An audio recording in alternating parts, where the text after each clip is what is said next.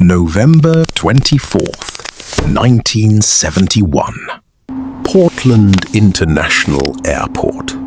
A man in a dark suit and sunglasses walks to the Northwest Orient ticket counter. He pays $20 cash for a one-way seat to Seattle. He signs the name Dan Cooper. Flight 305 boards at 2:30. He orders a bourbon and soda before takeoff, then lights a cigarette and waits. Somewhere over southwest Washington, he passes a folded note to a flight attendant named Florence Schaffner. She assumes it is a phone number. It is not. The note says he has a bomb in his briefcase. He shows her a glimpse of wires and red cylinders, then states his demands calmly. $200,000 in unmarked $20 bills. 4 parachutes, 2 primary and 2 reserve. The plane lands in Seattle just after 5 in the evening. FBI agents deliver the cash and the parachutes to the tarmac in a canvas bag. Cooper releases all 36 passengers and 2 of the flight attendants, keeping only the cockpit crew aboard.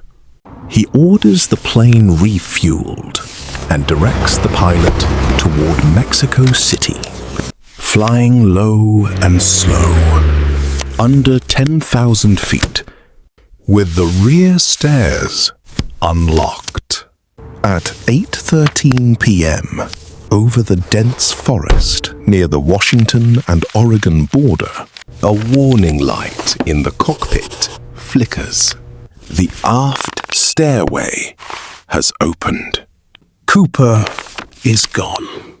He has jumped into a freezing rainstorm, wearing a business suit and loafers, carrying the money strapped to his body. He is never seen again. By morning, the FBI has launched what becomes the longest and most expensive manhunt in its history, codenamed Norjack. Agents interview hundreds of people named Cooper.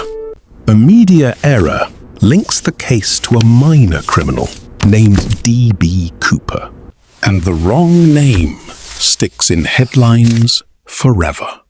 Investigators search the forests of southwest Washington on foot, then from helicopters, then with dive teams along the Columbia River. They find nothing. 3 days later, they still have nothing. Weeks turn into months.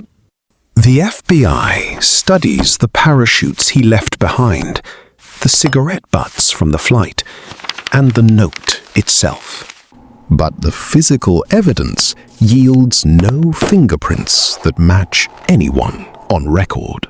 What nobody knew was that Cooper had likely chosen his jump site with almost no visibility into rugged, waterlogged terrain that swallowed evidence whole. Then, in February 1980, a young boy named Brian Ingram is raking sand on a riverbank along the Columbia for a family picnic.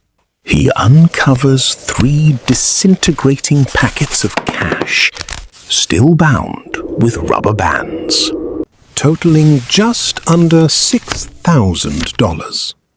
FBI lab tests confirm the serial numbers match Cooper's ransom money exactly. The discovery reopens the case and sparks a fresh wave of searches nearby. Because if the money surfaced there, investigators believe Cooper's body or parachute might not be far away. Divers and dogs combed the sandbar for weeks. They find nothing more.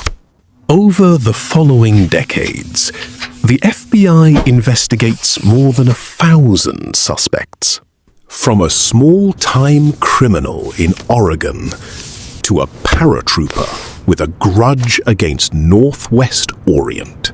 DNA testing on the tie Cooper left behind in 1971 rules out several. Amateur researchers pore over flight manifests, weather charts, and wind drift calculations, publishing competing theories online. In 2016, after 45 years without a single verified lead, the FBI formally suspends active investigation of the case, citing the need to focus resources elsewhere. The case is not closed. It is simply set down. The evidence, including the tie, the cash, and the note, remains preserved in an FBI facility, catalogued and waiting. No one has ever been charged. No body has ever been recovered. The man in seat 18C signed a name that never appeared on any passport, any driver's license, or any government record before or since. He gave a plane a name and disappeared into the dark, holding $200,000 that was never truly spent.